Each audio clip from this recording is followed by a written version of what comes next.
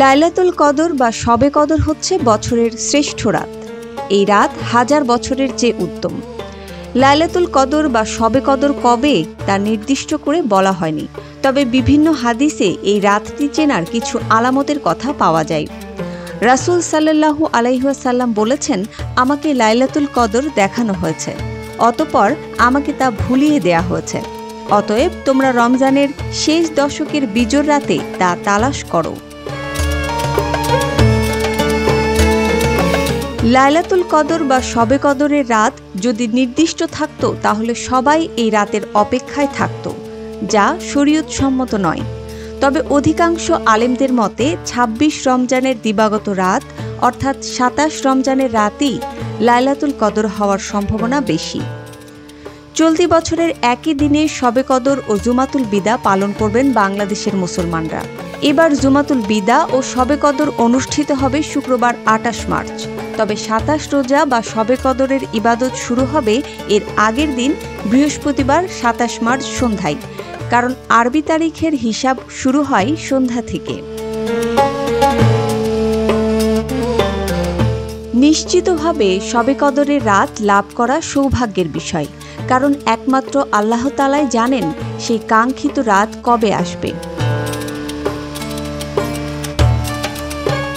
আসুন জানি এই রাতে করণীয় আমল সম্পর্কে।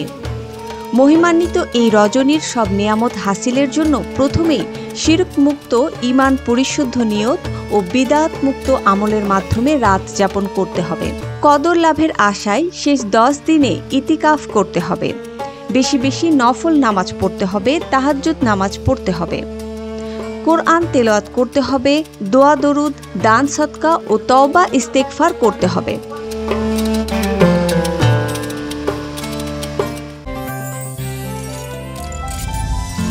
গাজী গ্যাস স্টোভ রান্নায় আনে শিল্পের ছোঁয়া। রমজানের শেষ জুমাকে জুমাতুল বিদা হিসেবে পালন করা দিনটি মুসলিম উম্মাহর কিছু মানুষের কাছে বিশেষ তাৎপর্যপূর্ণ। বছরের শ্রেষ্ঠ মাস রমজানের শেষ জুমা হওয়ার কারণে এটি তাদের মতো অনেকের কাছে মর্যাদাশীল।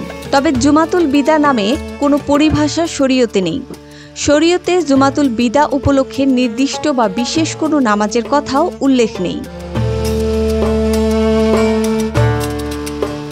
শবে কদরের দোয়া হলো আল্লাহুম্মা ইন্নাকা আফুউন তুহিব্বুল আফওয়া ফাফু আন্নি, যার অর্থ, হে আল্লাহ, নিশ্চয়ই আপনি ক্ষমাশীল, ক্ষমা করাটা আপনার পছন্দ, অতএব আমাকে ক্ষমা করে দিন।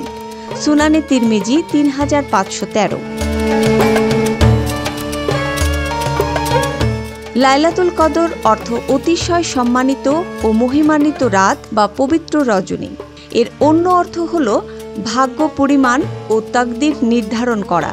যেহেতু এই রাতের মাধ্যমে আমাদের ভাগ্য নির্ধারণ হয়ে থাকে, তাই আমাদের সকল মুসলমানদের উচিত ইবাদত বন্দেগীর মাধ্যমে এই রাত কাটিয়ে দেয়া। মুসবা আলিম তিন্নি, জিটিভি নিউজ।